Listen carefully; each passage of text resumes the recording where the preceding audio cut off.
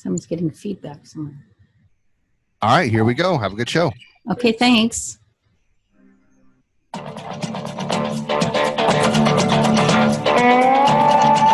you ever wondered what hypnosis might be and what it can do for you? You've come to the right place. Welcome to Hypnosis Everywhere with your host, Inez Simpson. This is the show that talks to everyone, from the experienced practitioner to the cautiously curious, and yes, even the skeptics. Now, here's Inez Simpson. Hello, everybody, and welcome to Hypnosis Everywhere. And with me, of course, is my sidekick, Martin Gover.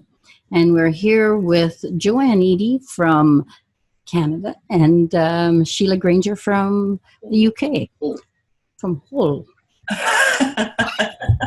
All right. So I'm just going to start with you, Joanne. I'd really like to know what brought you to hypnosis and your version of your perception of what hypnosis is. Okay. Well, I've always been a square peg in a round hole, even as a kid. And we'd go to the library, and I found Edgar Cayce books, and I devoured them, all about past life regression. And then life came along, and I got married and had 5 kids and whatnot. When they were, just about gone, I started meditating on what is the next step in my life. Tell me what it is I need to know. And I started with EFT, Emotional Freedom Technique, which is the tapping on the acupressure points. And when I was studying the videos of that, there was a hypnotist on there, Marilyn Gordon. Yes, she's lovely, isn't she? Yes. And I was just, after that, I decided I had to find a hypnosis course, and I did. And that was in 2002, and I just love hypnosis. I love going into hypnosis. I love teaching hypnosis. When your students get that aha moment, when they get it, that's just a rush for me. And I love working with clients. Sometimes when a client leaves, I just sit down and I'm overwhelmed with gratitude that I do what I do. Yeah, I am on the same page with you. And how about you, Sheila? Yeah, so how did I get into hypnosis? I don't really know how I got into hypnosis. I don't know how this happened. How did I wake up in this world? It's a wonderful world, though. When we're probably going back, my very first experience of hypnosis was going back, well, my daughter must have been 3 and she's now 27, so 24 years ago. And there was a local stage hypnotist who was going to be on. And there was a crowd of us who wanted to go out somewhere for the night. And we heard that there was this hypnotist on. We didn't even know what a hypnotist was or a hypnotist did.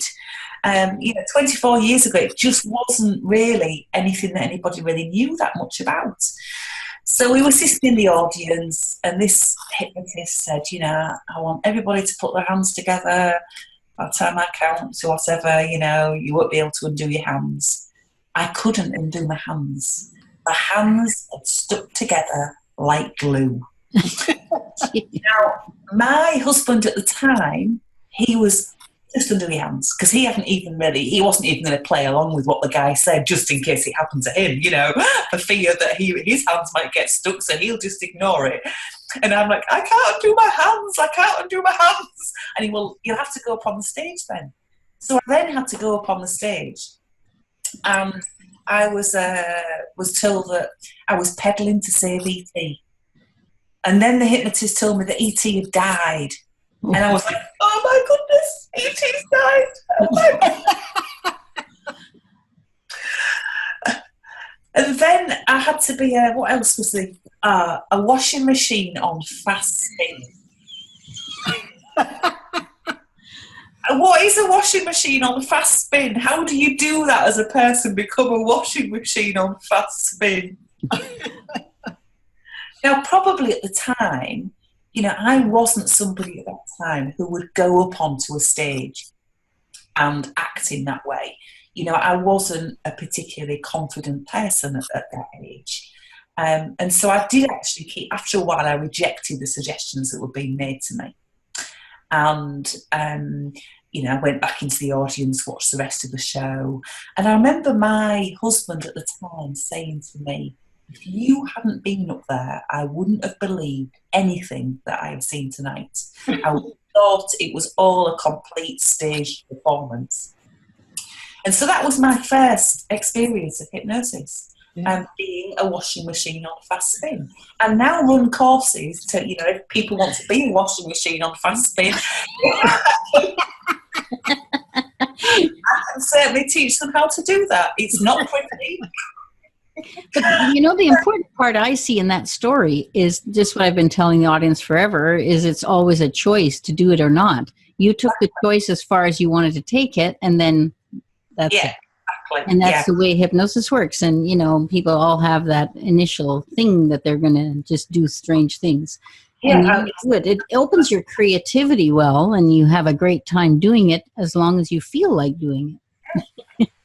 And looking back, that's exactly what happened. I took it so far, and then I thought, "Oof, this isn't me. I don't want to do these things." Okay. But then, fast forward so many years, I'd always had a little bit of an interest in how the human mind works. And, my background, I worked for the government as a fraud investigator for 20 years. Investigating people who weren't maybe quite as disabled as they claimed to be. So nothing further from, you would think nothing was further from hypnosis than that. But really, I view hypnosis as something where we're developing a rapport with somebody on a level that creates sometimes that mutual understanding. And so to a certain extent, I was probably using a little bit of that without realising it at the time.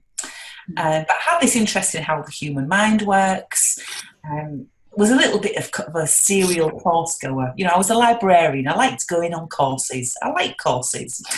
Never did anything with them, but I like going on courses and learning stuff. Went on this hypnosis training course, and I never intended really to do anything with it. It opened my eyes to things that I could perhaps have done differently in my life. It opened my eyes to, that actually I have some control over how I think. And what thoughts I'm going to listen to and what thoughts I'm not going to listen to, and why we are like we are. But apart from that, I wasn't going to do anything with it. I then started seeing a couple of people, working with a couple of people. And then I really noticed the difference actually you can make to somebody's life. And probably like a lot of us who end up doing this as a profession, that drive takes over. And that passion to do more and more and more of it. And that's what we are, and very passionate about what we do, all of us, in different ways. And we all do a slightly different thing. And Joanne is so am I. We're both kind of on a very spiritual journey most of the time. So Joanne, funny, yesterday I was teaching in the advanced training in Simpson protocol, and I think I was a little too far looped out sometimes. So I get so much in trance myself sometimes that, you understand when you're always in trance anyway, but in the extent. So Joanne, I really want, you do all kinds of stuff. You have great weight loss programs and stuff. Just tell us a little bit. But first, before you do that, I'd like you to really talk about the CHC first. Yeah. Oh, great. Thank you. I began the Canadian Hypnosis Conference. We're going into our 6th year in a month. At the end of October, we have the CHC, we call it, Canadian Hypnosis Conference 2018. And I just wanted the hypnotists in Southern Ontario to experience what I was experiencing, getting all these classes at other conventions. And we draw a very spiritual hypnotist. And which makes us a little bit different than some of the other conventions. Not that they aren't at other conventions, but we have a lot of spiritual classes, so we call it a rejuvenating spa for the mind. It's a feel-good weekend as well. And you don't have to be a hypnotist to attend. There's enough alternative classes that you can certainly go and enjoy and do some self-help in small ways, and so we all have a very good time. We have lots of laughs, and you meet new people and networking with other hypnotists. I always say, you know, I can only talk to my husband so long about hypnosis and his eyes glaze over. So I know we're done at that point, but on the weekend, that CHC weekend, nobody's eyes glaze over when we talk hypnosis. So we're going to put that link up, Joanna, on the page, the Hypnosis Everywhere page. So all of that will be done, and you don't have to do a thing, and you can, they can all check it out, because, and it's really a good thing to check out. I've been at the CHC quite a few times, and I love it. So Sheila, are you going to be at the CHC this year? Absolutely. It's one of, I always support the CHC. You know, it's one of my favourite conferences because it's such a family feel to it. And to me, you know, when I go to the CHC now, I know that I'm going to see, you know, people that I've not seen from the previous year, but people I've become friends with. And to me, it's a bit like going home, really.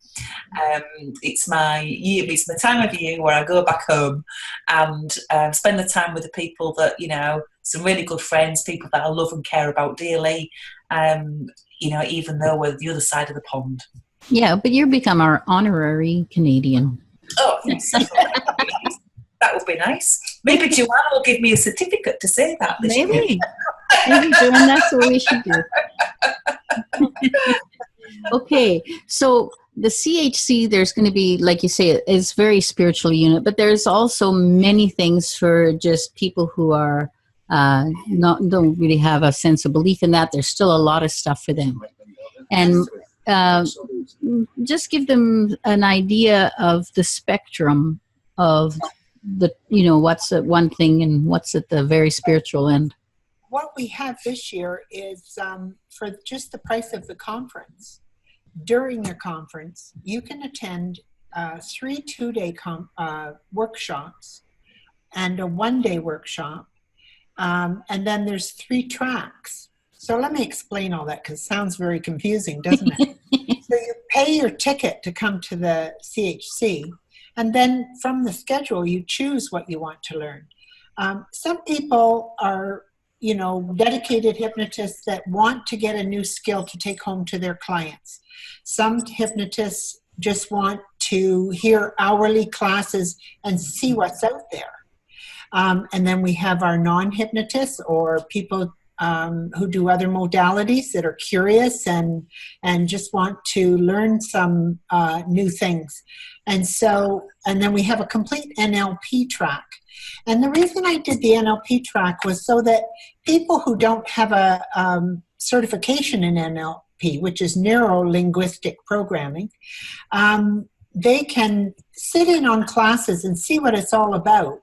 You know, hourly talks where each speaker teaches a new technique, and then they can take it if they want or not. Okay, we'll have to leave it there, and we'll continue our conversation when we come back. So I'll see everyone on the other side. Thanks. All right, here we go. Okay. Clear, right? You're clear? We're clear? Is that what you mean? Yeah. I think you're trying to do 3 programs at once. I got it figured. Yeah. So, so now we got a couple minutes. We can just blither again and talk about what we're going to start on the next let's talk about on the next section. What do they do together? You're not doing anything together at the CHC, but I'd like you to still talk about what you do together normally. Okay. Well, also too, Sheila has one of those 2-day workshops, and it's a topic that has not been introduced in Southern Ontario: hypnosis for children. Really? Yes. That's great. Okay, so that's where we're going to go then for this segment. So Joanne, I'll actually go to you first, and I'll just sort of let you pop that through because you're running the CHC, and then Sheila can come in and talk about it. That'd be great. Sheila, is that the thing you're doing in the UK, going to schools, helping? Yeah, partly. You know, it started off with going into schools and colleges, but then when you realise how big the children's mental health problem potentially is, you know, and it's not just necessarily going into schools. You know, we have clients who have children, grandchildren, Yeah. who can also see, when you talk to them about it, you can also see the benefit from a young age. Yeah. So I think that's important for the regular people to know that the expanse, like last week I had Tim Horn on, and he wrote that book for parents to help kids know how to learn and move them through to so they can actually attain their dreams. So it's not the same topic, but it's similar, very similar. Yeah. Yeah. I had a client last night actually who he'd actually come from one of his own issues, which was actually around gambling. But all right, we're coming back. Okay. /Voice America.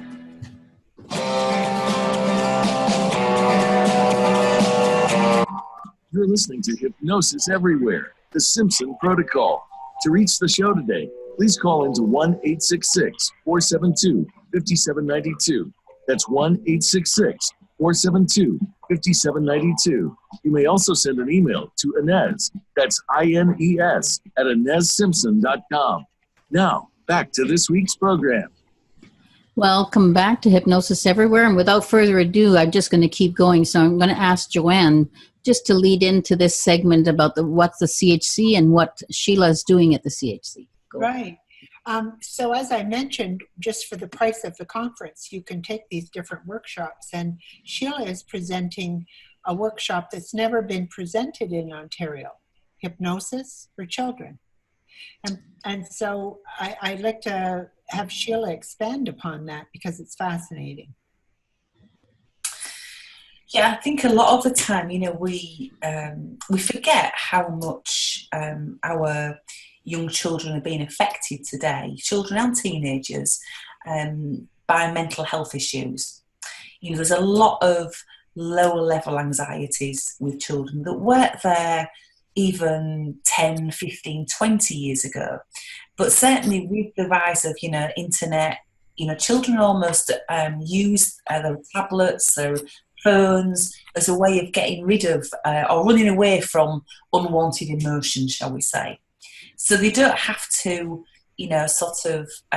talk about how they feel, be it, anger, frustration, grief, whatever it is. They can simply bury themselves in a tablet. And so because of that, there's no inner resilience built anymore. And even the natural hierarchies aren't even there. That were there even 20 years ago. And you want to explain that term of the hierarchy? The hierarchy. So the natural sort of, you always used to think of parents being natural mum, natural dad, and they were always going to be there for life. Whereas, more people get divorced now, so there might be a step-parents involved. The child might be being brought up by grandparents. They might have siblings, brothers and sisters that are from other relationships, and that's their family. So family units are different.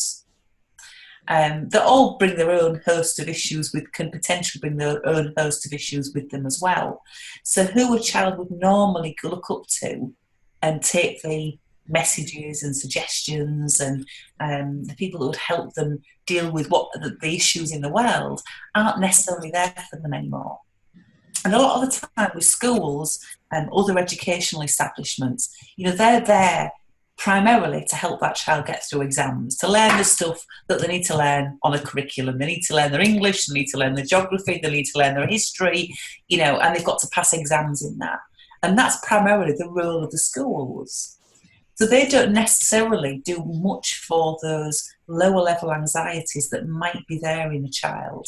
And those anxieties might be around the peers, the friends, who's friends with who isn't friends with them. They might be, to us as an adult, fairly little worries that aren't anything very much, but to that child there's something big, and it's affecting them on a day-to-day basis.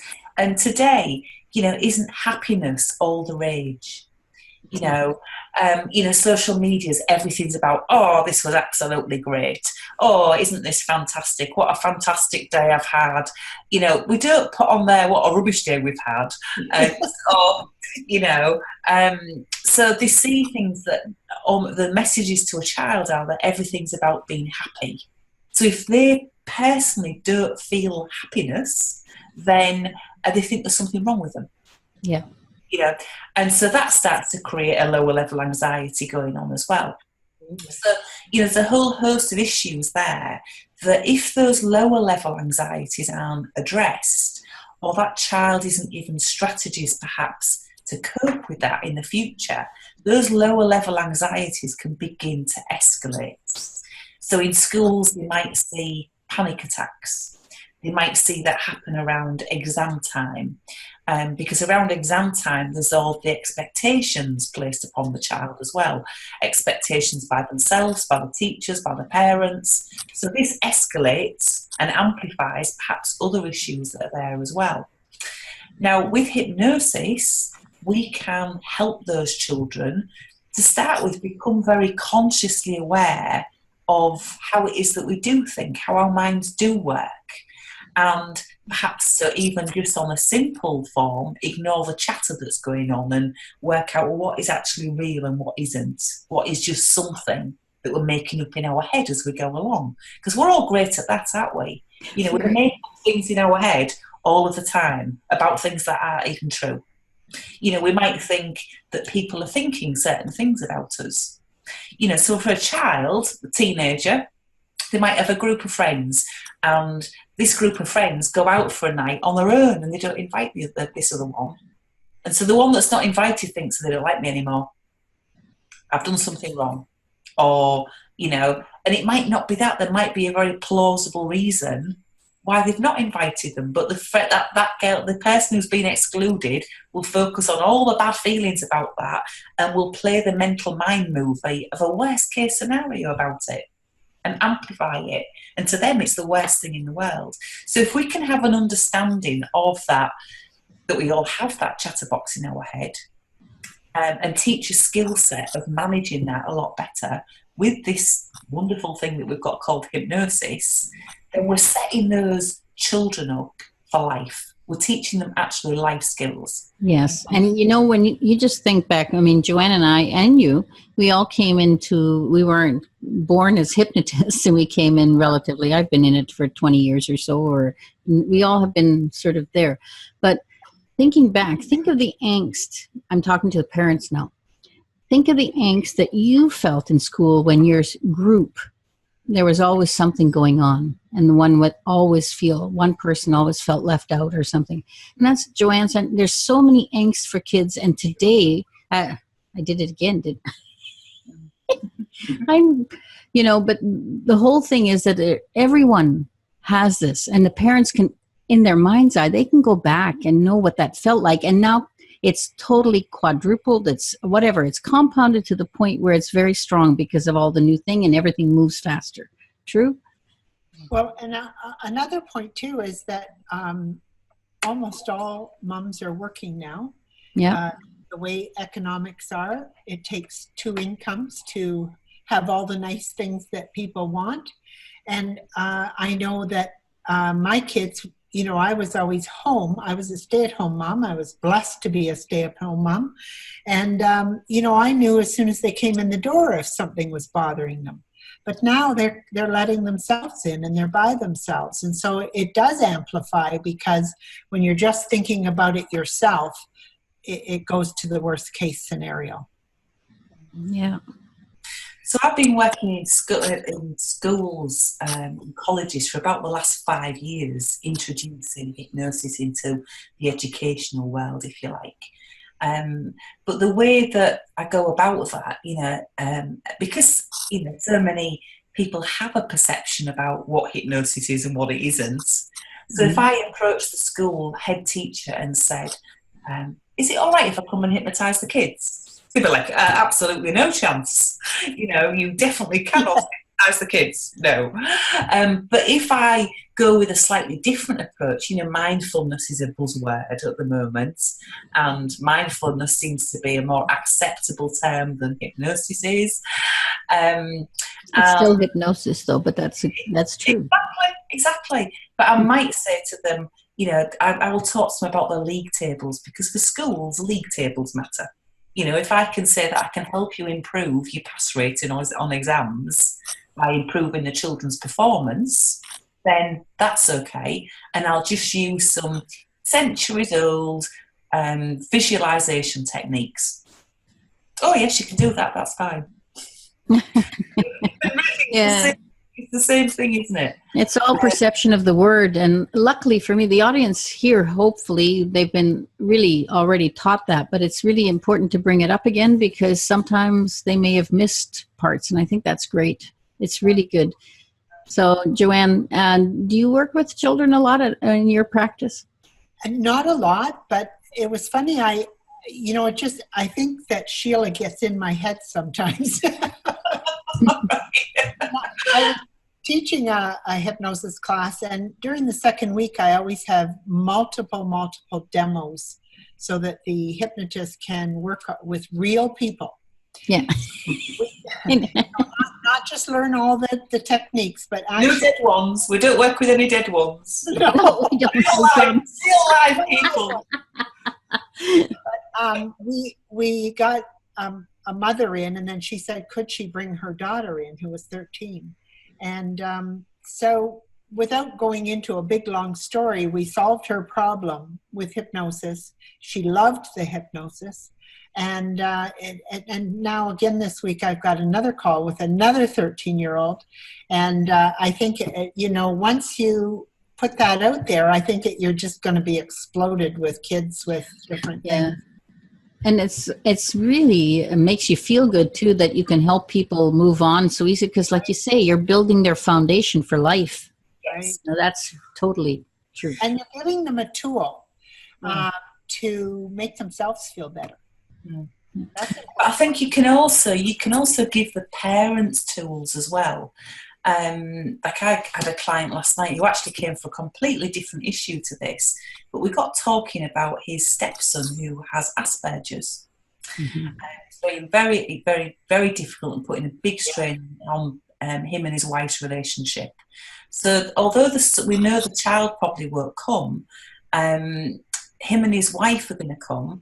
They're just going to tell me how this child is, what he likes, what he doesn't, what behaviour he's got, etc. And I'm just going to give them some tools and some way of communicating with that child that might just put sort of different spin on the way of the outcome all the time. And also maybe mechanisms to take their stress out when they know if they, we're talking about mindfulness and stuff and meditation and stuff. But exactly. It's important for parents to take some time for themselves. Yeah. Well, yes, once again, as I said, two parents working, they work all day, they come home, now we've got to get dinner on the table, then we got to clean up, now we got homework, now we got bedtime.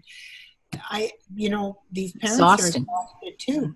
And a good hypnosis session for the parents, it is because then they're less impatient with the child. Yeah, and that's where I was coming from, yeah. Because really, the parents, if they can't cope and do that, they're not going to do the right things for the child. It's not that they're doing wrong things. It's just that they don't have the time, they don't have whatever. Well, there's just so the tools. So Sheila, you're going to teach hypnotists how to give them the tools to help them do that. Is that true? Absolutely. Good. Well, and introducing hypnotists into that field of working with children. Yeah, that's a really important field, I think. So guess what? We're going to break again. Sorry about that, but we're going and we'll see you on the other side. Thank you. All right, you're clear. Thanks. That goes so fast, you can't get everything in. It disappears, doesn't it? You think you've got ages, and then you think, it starts off and it says 30, and I think, 30, how are we going to fill all that time? It's like, so where are we going to go in the next segment now? We've got still another like a 12-minute segment coming up. So where do you guys want to go? I had to put my glasses on so I looked like Inez and Sheila.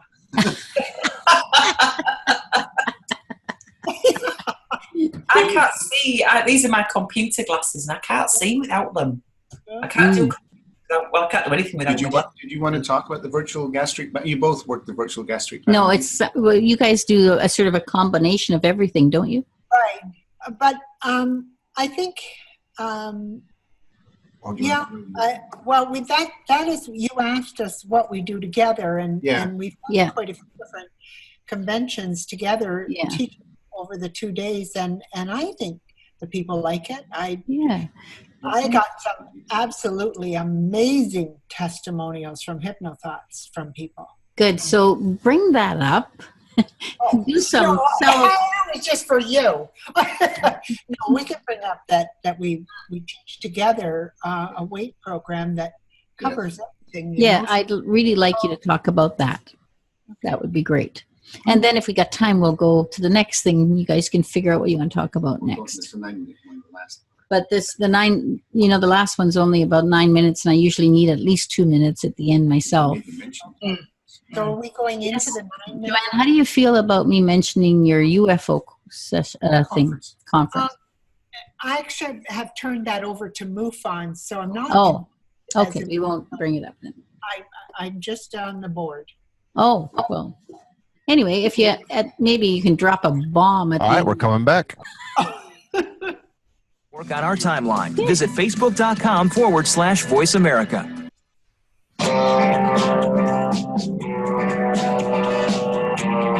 You're listening to Hypnosis Everywhere, the Simpson Protocol. To reach the show today, please call into 1-866-472-5792. That's 1-866-472-5792.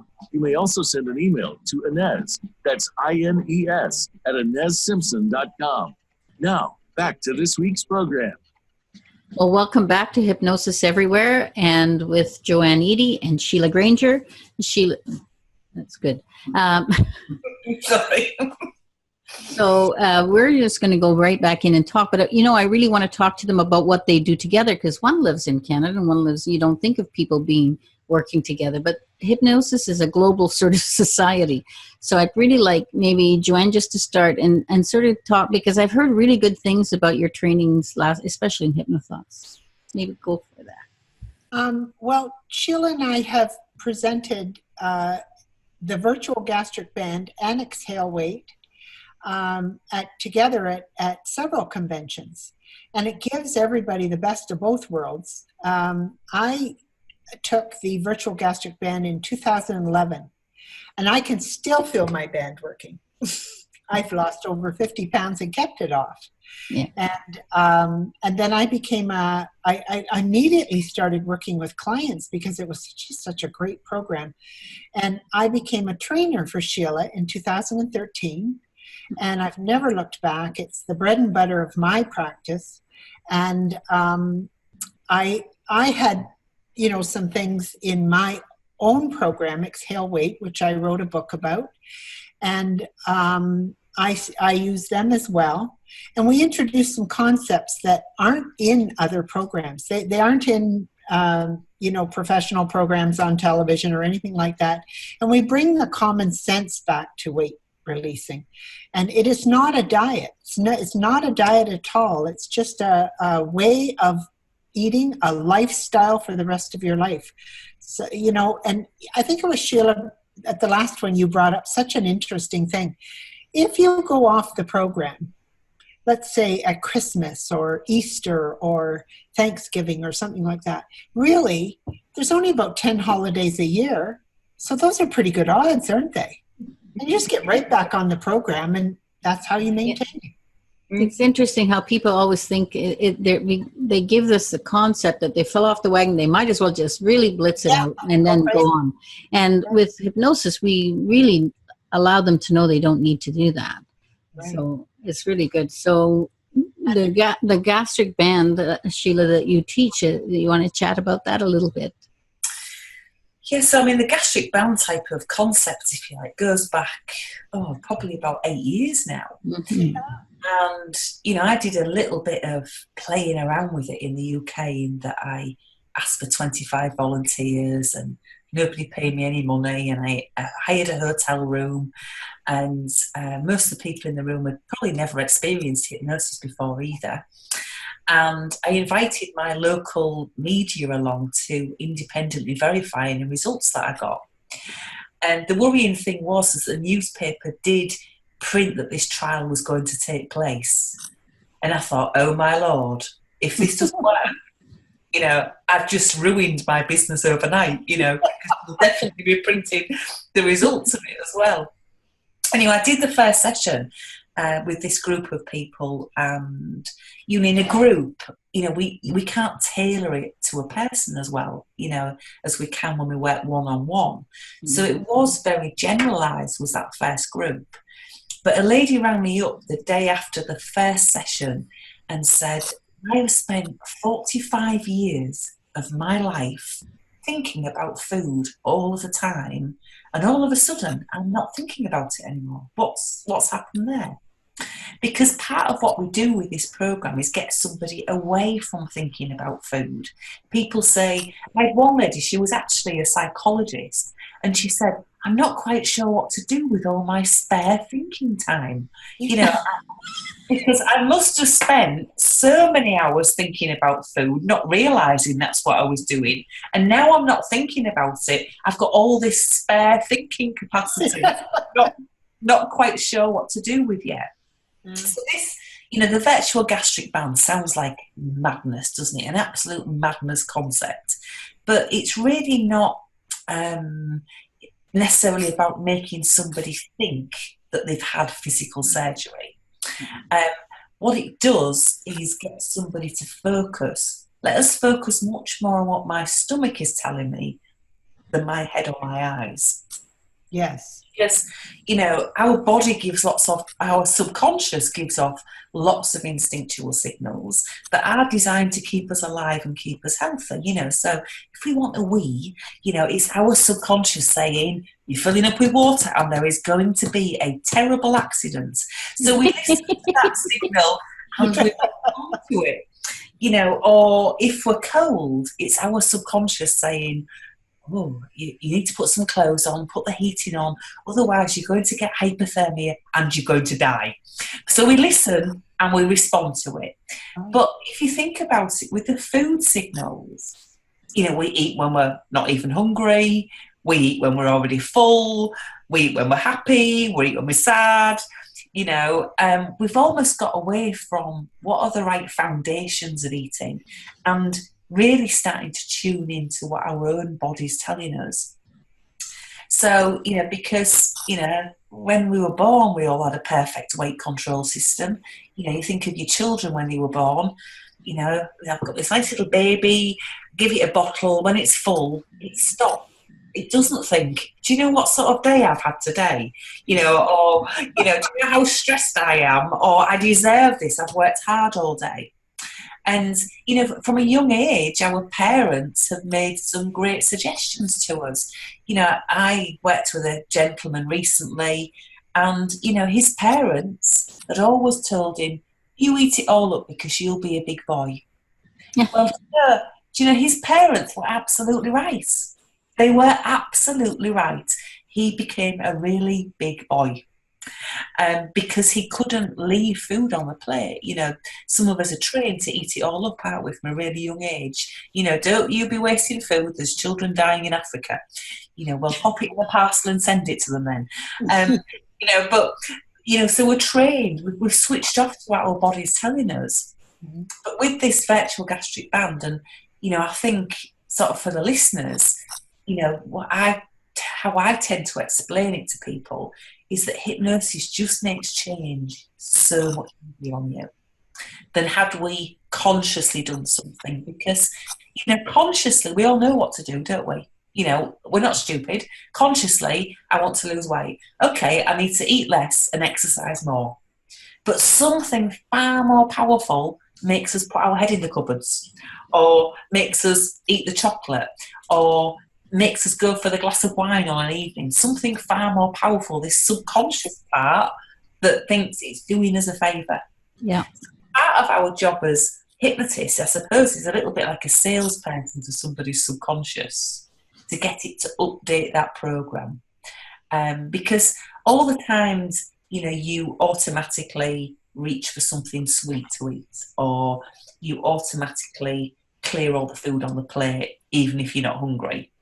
Especially if you paid for it and gone out for something to eat. All the time that we automatically do that, our subconscious thinks it's doing us a favour. Yeah.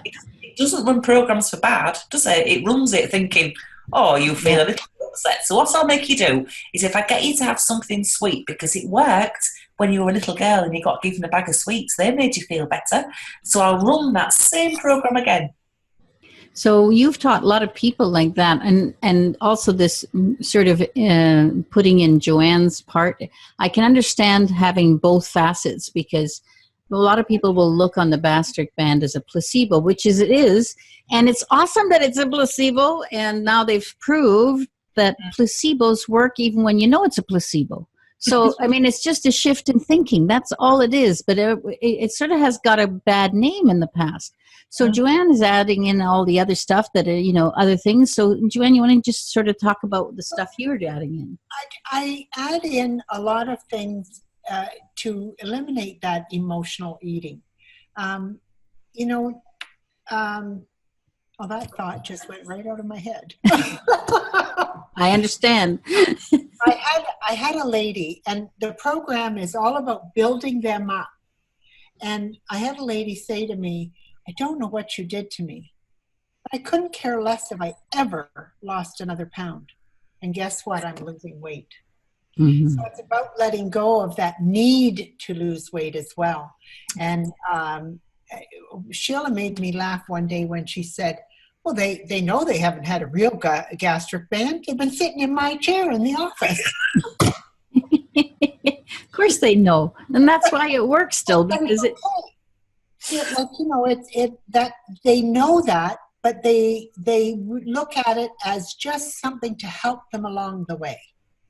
And it works to help them along the way, and we do a lot of things to build them up and make them feel good about themselves. When you feel good about yourselves, you don't have to eat emotionally. And, I know that I love the saying that Bob Burns, our mutual friend, says, they're coming to you for an issue that isn't a conscious problem. So we're using the conscious. What you're saying, they can't get past it because it's a subconscious problem. And that's what hypnosis addresses, is the subconscious and all that. So for people to understand that, it doesn't matter how much you think about it. Yeah. It's about how that programming gets changed in the rest of your mind and stuff. So another friend of ours, Shelley Stockwell-Nicholas. Yeah, that's right. Has a great phrase as well. Do we hypnotize people or into a trance to get them to the way? Well, probably no. We'll probably hypnotize them out of it, because most of the eating habits that do us the damage are the ones that we do in a trance. When we sit at the end of the day in front of the television, and we could have been really good all day, but as soon as we sit down and we, before we know it, the full bag of chocolate's gone.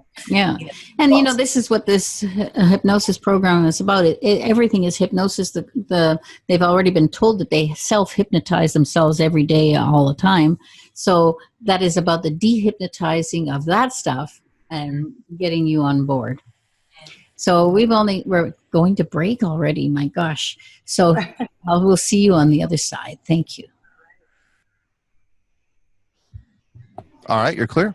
Thank you. Jeez, that was raced through, wasn't it? That was really good, though. It was very good information, right? So how do you want us to tie it all up, Inez? I don't know. It's up to you guys. Do they have, do either of you have any sort of tools you can tell the radio audience, like whether it's a thought process or something they could take with them? Yeah, some little gift for regular people. Do you have anything that you can do, sort of thing, that you might do in some of your workshops or something? Can we do what about if we do an aversion technique? Yes. How long do you have? How long does... Well, you're going to have 9 minutes here, so 7 minutes. So go for 7 minutes. There's enough time to do an aversion technique. Okay. You okay with that too, Joanne? You're all on the same page. So, okay, well, I'll let you guys carry that office, and we're going to give them I'll just say now we're going to just give you some little gift to do. Let's say that we have the self-hypnosis programs Yeah. all the time. We use that they special tool for you. Yeah. Perfect. Because we see if we can always get something for the regular people, and it brings them closer to using. Yes. Yeah, definitely. Okay, well, Inez, I'll just do a quick little thing. Okay. Really changes the mind on who's in control. Okay, great. You do that first, and then we'll go to the aversion. Okay, sounds great. And then we'll probably have to say goodbye after that. Well, maybe we'll see what time we got. I'm sure we can fill it. I think that'll even leave you time to do your thing for the next Yeah. program. Yeah, I'm just talking about a lot of that. At the Yeah, end, I'd say I'm just going to mostly Back in 20 seconds. the women, there's a lot of women do tremendous things in hypnosis. Yes, Women power. yes. I'm going to go a little bit on women power if I got a minute left or something. Spice Girls. Because they always think of hypnosis as a man's field. I don't know. .com/Voice America.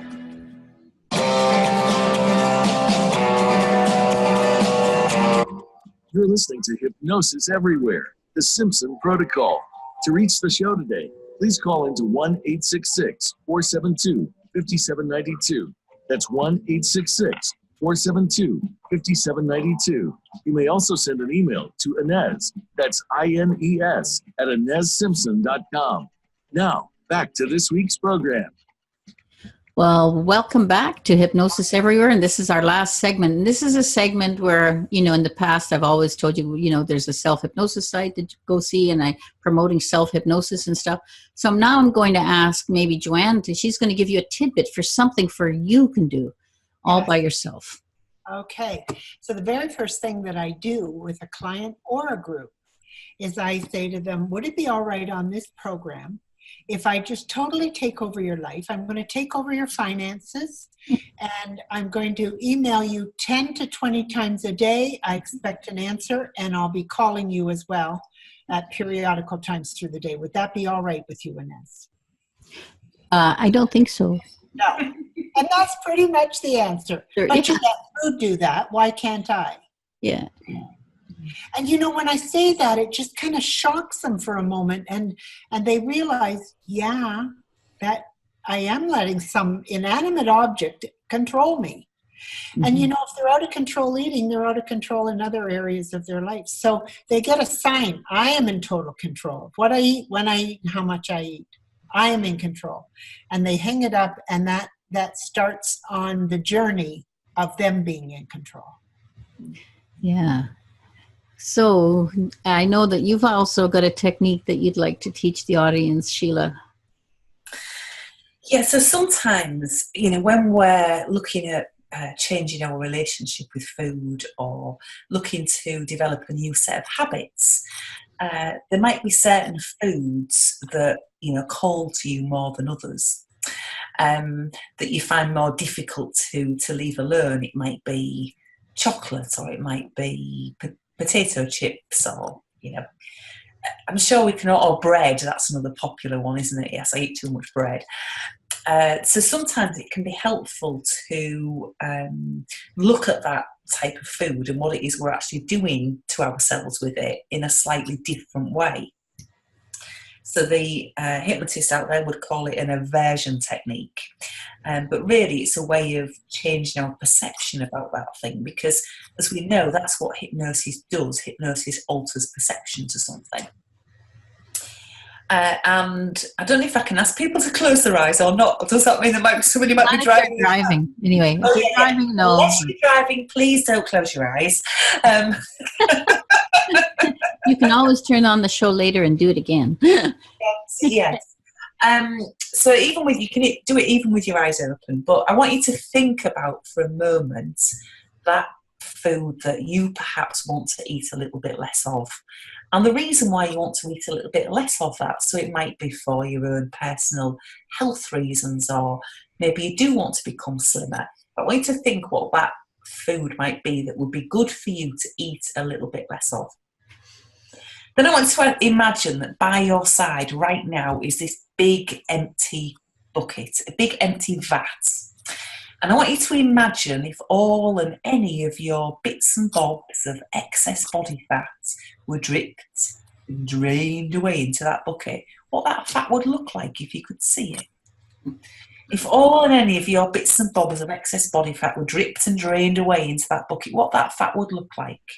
I want you to notice the colour of it. Some people imagine it's brown, yellow, pink streaks, white. What's the colour of that fat? And if you could feel it, What would it feel like? Maybe it's cool, maybe it's slimy, maybe it's lumpy. What would it feel like if you could feel it? And if you could smell it, if you could really smell the fat in that bucket, what would it smell like? Because some people imagine it's like old chicken fat or dog fat. It'd smell if you could smell the fat in that bucket. Because I'm sure you wouldn't choose to allow that back into your body. So I want you to think about that thing that you want to eat a little bit less of. And see yourself in your mind's eye the time you eat it.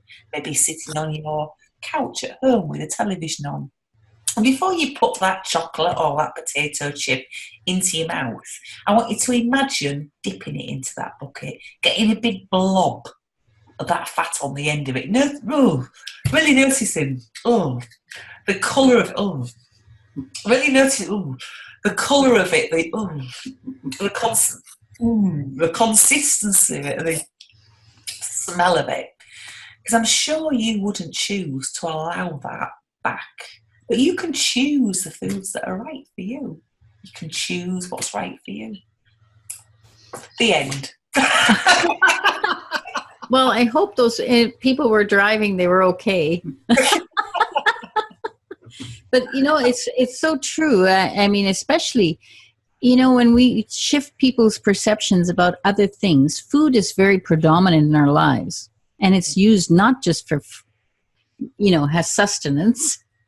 And we use it, like you say, for everything. So there's so many facets to allowing someone we usually don't call it lose weight because we have this thing about, but essentially people are we don't like to lose stuff. But if you're wanting to maintain weight and get to the right places of where you want to be, then, there's so many facets and so many ways of doing it. But if you're using it on a conscious level, it's not going to be. So getting to be like taking gastric band, weight things, we'll put the link on for all those things. And anything they want, put links on. Now we have on Hypnosis Everywhere on the website. You could say that yourself. Okay, so we have a few minutes left, so I'd like you to tie up, Joanne. What is it that you really want the people out there to know about? Oh yeah, I can change that, but maybe I'll change that because I was going to ask you can still do this. I want you just to tie up what you want to say to the outside world there that's listening.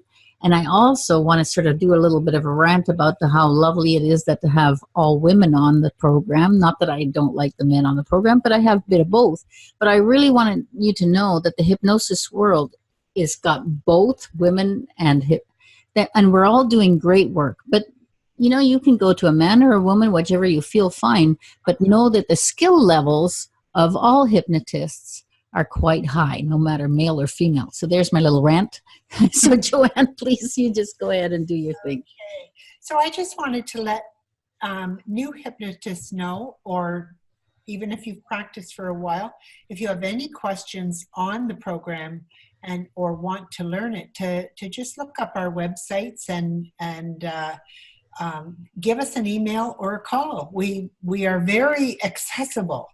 And we love hypnosis, and we love teaching hypnosis or helping other people to do this as well.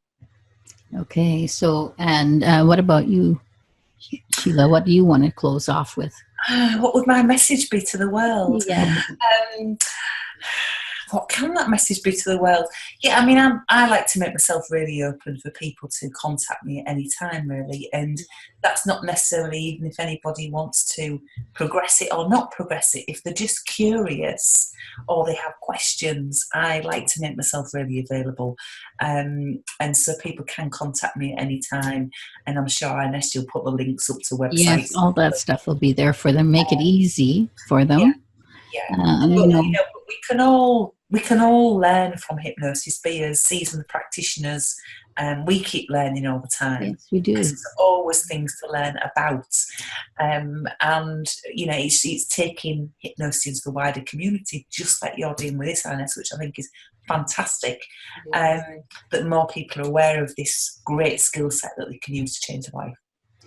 Yeah, and the whole idea of telling them this is that, hypnosis, you're using it every day. We're just going to show you how to use it to promote the things you want instead of what you don't want and then keep. So anyway, we've only got about a minute left, so I'm just going to quickly say that next week, Martin, who do we have on? I think it's us. Oh, it's us. Well, I don't have to promote us too much. What are we going to do? No idea. But then we're going to have Mona We have on. no idea, of course. You're gonna have Mona on, you're gonna have Lisa on.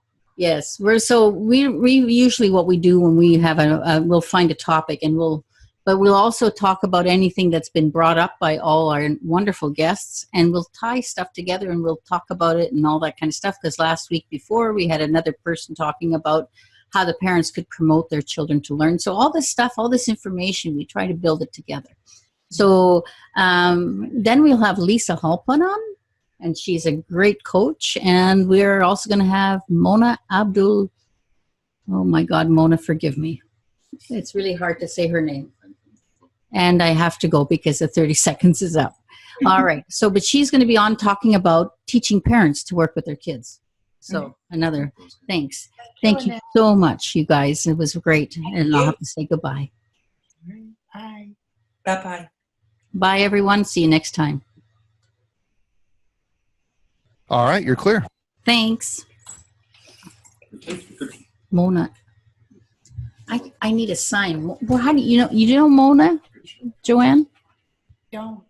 Oh, she's great. All right, you all have a wonderful week. We'll talk to you next time. Thank you so much. Okay, bye-bye. So anyway, she